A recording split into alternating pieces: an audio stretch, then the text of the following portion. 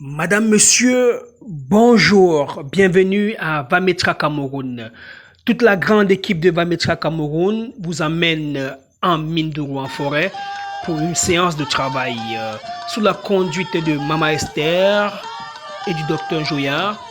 Nous vous amenons en plein forêt Nous étions équatoriale. toujours à la recherche des solutions pour les femmes et les hommes. Je suis le docteur Joya, je suis diplômé en santé de reproduction, secrétaire de l'association pour la valorisation de la médecine traditionnelle au Cameroun. Après avoir parcouru près de 1000 km de route, traversé la province du centre et entré dans celle de l'est, nous arrivons enfin à Mindourou, dans le village Baka. Nous sommes accueillis par la matriarche Mama Jackie. Nous procédons au partage des vivres. Riz, savon, pétrole, allumettes vont être distribués à nos amis pygmées. Ici, la matriarche est celle qui commande. Les pygmées dansent et chantent pour nous accueillir. Peuple très hospitalier, les pygmées sont de nature peu bavarde. Directement, nous entrons dans le vif du sujet, le but de notre présence ici-là. Nous avons apporté des échantillons d'écorce, des racines, que nous montrons aux pygmées. Ceux-ci doivent les identifier et nous amener en forêt afin de les prélever, afin de récolter ces écorces qui vont être séchées, écrasées et mélangées pour le plaisir de nos malades. Ici à Mindourou, il faut être attentif car les écorces peuvent se ressembler. Voilà pourquoi, sur le regard attentif d'un vieux, nous travaillons. Nous avons aussi apporté des essences que nous partageons avec ces pygmées. Ils vont goûter ces remèdes. Ici à Mindourou, il y a toujours des surprises. La grande surprise vient de cette dame. Écoutons-la plutôt. Éclairci. Papa Jean, il y a beaucoup d'enfants ici apparemment. Donc les femmes accouchent facilement ici. Parce qu'en ville, il faut aller voir le docteur quand les injections, les comprimés avant d'accoucher. Mais ce n'est pas le cas chez vous. Et ces enfants, est-ce qu'ils ne peuvent pas tomber malades? Comme ils n'ont pas de chaussures. Ils vont tomber malades. Et vous allez les soigner comment? Vous avez les remèdes que vous donnez à ces enfants pour qu'ils soient toujours en forme comme on voit là. Ah, d'accord, merci. Okay. Et on peut savoir où sont les mamans? Les mamans, C'est rien ou bien elles sont au champ? elles sont là. Une maman peut accoucher jusqu'à combien d'enfants ici? 2, 3 seulement. C'est important. Parce qu'en ville, c'est pas comme ça. On a une jeune maman qui arrive, heureusement. Bonjour madame. Ah, c'est comment? C'est votre bébé? Ah là là, le bébé a quel âge? Combien de mois? Le bébé, il a 7 mois. 7 mois. Et vous êtes déjà encore enceinte? Ça va le père? Oui, le père qui a mis ça. Ah, le bébé a seulement 7 mois. Ça, c'est bien ça. Madame, est-ce que vous avez pris un remède qui tombe enceinte? Ça nous fait bien passer. Donc vous ne cherchez pas beaucoup. Quand nous là-bas en ville, on doit rester avec la femme même 2 ans avant que la grossesse commence. Vous avez les remèdes que vous buvez ici pour être enceinte. Dans la forêt. Donc vous allez partir nous montrer aussi les remèdes là pour qu'on puisse donner aussi aux femmes en ville. Qui portent la grossesse et les beaux bébés comme ça.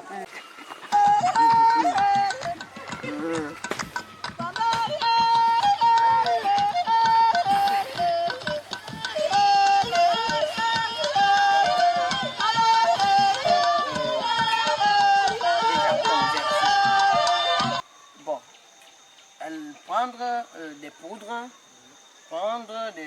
pour voyager, par exemple, comme vous avez dit, pour avoir des galons. Franchement, chez nous, nous nous confions directement à Dieu. Nous nous confions à Dieu directement, puisque nous sommes convertis. Alors nous entrons ici en brousse, c'est pour avoir, parce que Dieu lui-même a dit, prenez les herbes, c'est lui qui a créé ça, et puis préparez, vous buvez, vous serez guéris. Et par la grâce de Dieu, nos amis, nos frères ont pu localiser Cette table. Donc le but de la clinique Mama Esther, le but de l'association pour la valorisation de la médecine traditionnelle au Cameroun, Parce qu'on veut valoriser la médecine. On veut que cette écorce qu'on retrouve en ville, qu'on puisse l'identifier en forêt. Et expliquer ce qu'on fait avec, comment ça soigne. Et montrer les cas qu'on a déjà soignés. D'accord. Et à Douala, nous utilisons un nom d'empreinte. Les Bassa appellent ça Adjap. Et vous avez appelé ça comment? Ici, on appelle ça quoi? Quoi. D'accord. Donc le quoi, En Baka, c'est quoi? le quoi, nous l'utilisons en ville pour soigner les femmes qui ont des problèmes d'accouchement. Parce que la clinique Maman Esther, c'est Maman Esther ici. Je suis le docteur Jouya. Donc, au niveau de notre clinique, nous soignons sur 100 personnes, 80 ou 90 viennent nous voir parce qu'il n'y a pas le bébé, il n'y a pas l'enfant. Homme comme femme. Donc, nous préparons ces remèdes, nous donnons aux femmes pour boire et pour se purger. D'accord. Donc, ça aide la femme à faire que les règles soient stables. Maintenant, s'il y a des masses de saleté, un peu comme vous voyez cette saleté qui se greffer à l'arbre. Vous voyez par exemple ça là, oui, ce n'est pas fait pour rester avec l'arbre, ça suit l'arbre. Donc il y a aussi des choses comme ça dans les ventres des femmes qui empêchent la femme de faire le bébé. Donc quand on va boire le remède et se purger, ça va faire sortir. Vous voyez Ça fait sortir cette saleté. Cette saleté. Le ventre de la femme reste propre. Et facilement, toi, tu mets l'enfant. D'accord. Et nous vous encourageons à continuer à suivre les pas des anciens comme ça. Vous voyez, c'est vieux. Continuez à suivre les pas des anciens pour identifier les arbres pour que ça ne puisse pas disparaître. Vous voyez par exemple, on a coupé ici il y a très longtemps.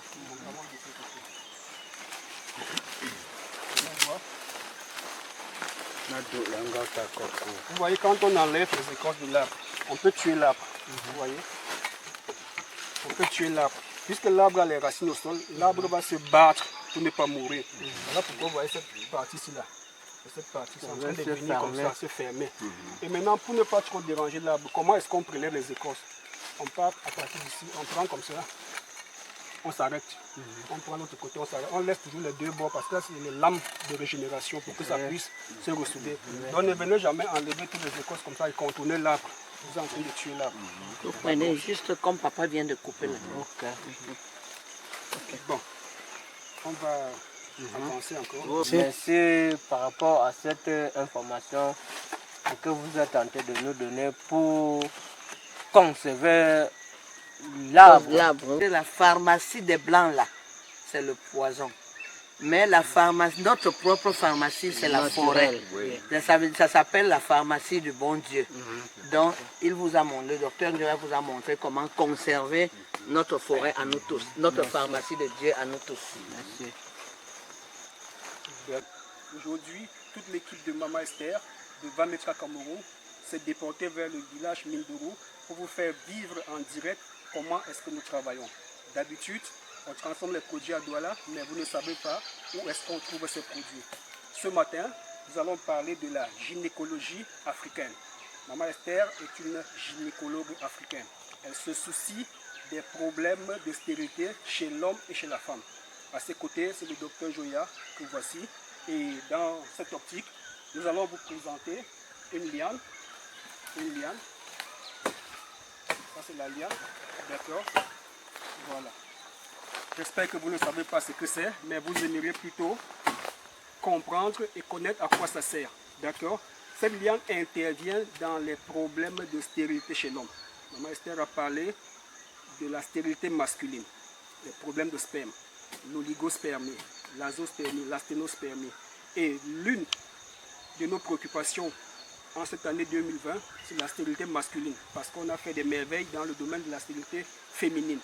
On peut déboucher, fibromes enlevés, les dames ont fait des jumeaux, le témoignage est là. Maintenant, les hommes ont posé la question, Maman Esther, vous soignez seulement les femmes? Non, nous nous occupons aussi des hommes. Maman Esther, quels sont les examens qu'un homme doit faire avant de se présenter chez nous? Merci, docteur. J'ai toujours dit qu'un homme ne venait pas chez Maman Esther sans examen.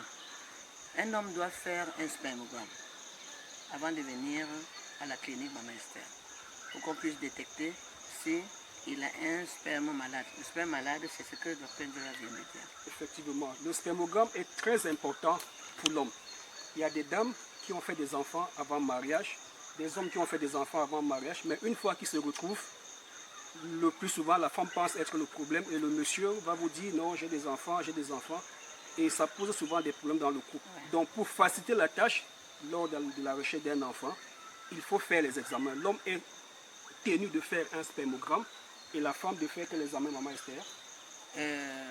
Une hystérographie. La radio des trompes. La radio des trompes et puis, si possible, l'échographie pelvienne.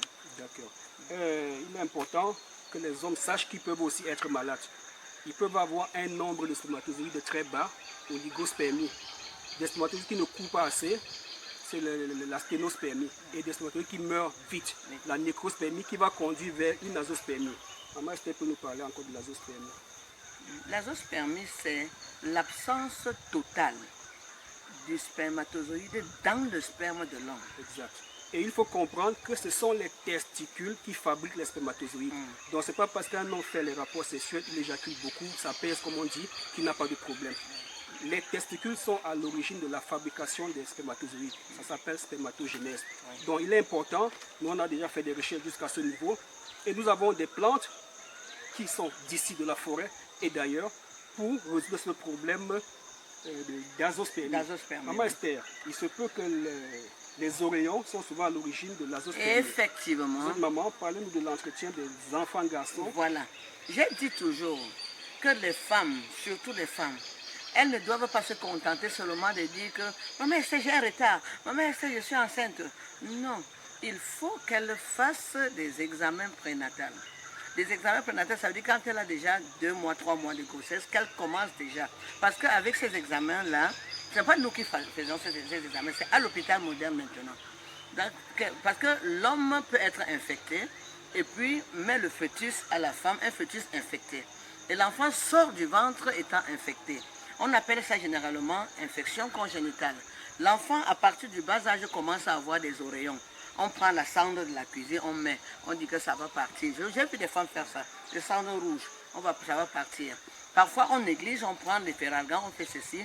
C'est ça surtout qui est à cause. Quand l'enfant grandit, vous voyez, il y a des enfants de 25 ans qui ne connaissent même pas encore la femme, ils partent à l'hôpital, on dit azospermie. Effectivement, maman Esther, et parlant des oreillons, il faut dire ce qui n'est pas bon dans la pratique de la médecine traditionnelle et ce qui est bon. On a vu des villages où on prend le nid de la guêpe, on mélange, on frotte là, la douleur part, mais le virus elle reste. Donc il était important. Que les mamans fassent très attention, très attention. Quand ils ont les bébés en main, ces oreillons, quand vous constatez déjà qu'un enfant, je parle aux mamans, a des oreillons, même les papas, vous constatez que votre enfant a l'oreillon, si la maman n'est pas là, allez rapidement à l'hôpital. Qu'on traite le virus qui a occasionné ça dans le corps de l'enfant. Pour finir, maman Esther, un autre épineux problème. De plus en plus, on voit des jeunes dames, à peine 30 ans, qui ne saignent plus, qui ne voient plus leurs règles. Et la prise en charge, nous la faisons aussi à la clinique maman Esther. Il y a encore des dames, maman Esther, qui ont vu les règles il y a 3 mois, il y a 4 mois, et à l'hôpital on dit ménopausée. Comment est-ce que vous parvenez à soigner des femmes dites ménopausées? Voilà, je vais aussi vous dire quelque chose. Il y a, nos frères ici connaissent tous, il y a des facteurs. Ne nous focalisons pas seulement sur les facteurs, comment je vais dire, médicinales. Focalisons-nous aussi de l'autre côté. Nous sommes en Afrique, et nous sommes trop sorciers. Et il y a des couches de nuit. Quand tu rêves que tu fais des rapports dans la nuit, surtout les hommes et les femmes, quand tu rêves, tu négliges. Le sorcier là, il prend ton sperme, ou bien il prend la glaire cervicale de la femme. Il va avec, il travaille avec, et ça occasionne parfois le manque de règles à la femme. Ça provoque aussi, en tout cas, le non-saignement et je ne sais pas quoi, l'absence des règles. Donc, il y a ça, et il y a aussi ce que papa venait de dire là maintenant, que la saleté. La saleté, c'est quoi? C'est l'infection que l'enfant fille a grandi avec. Et puis, ça reste où? Dans sa partie génitale. Donc, c'est pourquoi il faut que les mamans surveillent beaucoup des filles, pour qu'elles ne tombent pas dans ce genre de piège. Toujours à propos des infections. Papa a parlé de saleté, j'aime bien les termes africains, c'est la saleté. Docteur, pourquoi je ne tombe pas enceinte? Le ventre est sale. Kyste, fibrome, myome, endométriose, c'est les choses des blancs. Mais nous, en Afrique, on sait que c'est la saleté et on va soigner. Et en passant, plusieurs femmes pensent être propres. Lorsqu'elles ont fait un PCV, une échographie, attention. L'homme a un sperme qui parfois a des microbes à l'intérieur. On les appelle les leucocytes. On parle souvent de leucospermie. Et quand vous faites les rapports sexuels avec ce genre d'homme, chaque période de fécondité, vous cherchez l'enfant avec lui, n'est-ce pas? Il dépose ce sperme dans votre ventre. Ce sperme va où? Jusqu'à la période de fécondité, le col est ouvert. Vous absorbez ce sperme et il n'y a pas de grossesse. Que devient ce sperme qui n'a pas donné d'enfant? Et lorsque vous saignez 1, 2, 3 jours, le mois-ci, l'autre mois, 2 jours, le reste de sang là, qu'est-ce que ça devient? Avec le temps, l'organisme ne gère plus et ça devient la saleté. Ça devient la saleté, les cailloux dans Mesdames, messieurs, merci. C'était toute l'équipe de la clinique Maman Esther. Nous sommes avant tout une association basée sur la valorisation de la médecine traditionnelle au Cameroun. La médecine traditionnelle a en son sein ce côté naturel que nous pratiquons à 90% et un petit côté spirituel qui a une démarche particulière. Merci encore. Merci. J'ai reçu mon colis. J'ai ouvert déjà tellement que je suis contente de le voir. Voilà.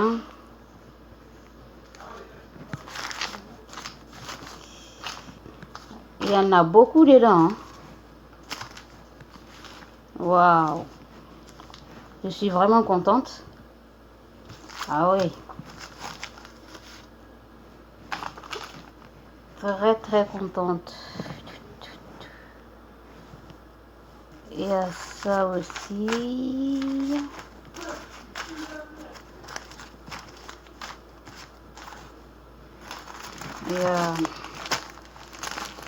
Il y a ça aussi, j'ai pas envie de mélanger tout comme je comprends pas. Il faut que vous allez m'expliquer comment on fait pour... Il y a ça aussi.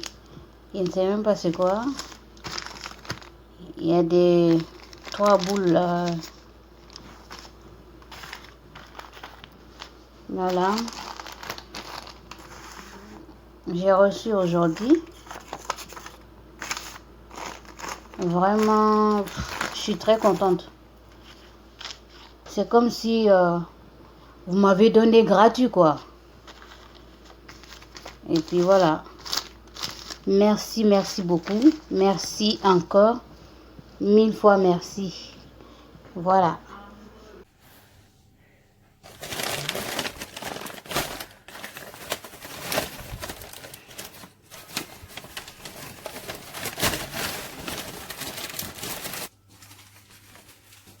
fait 1, 2, 3, 4 et 5.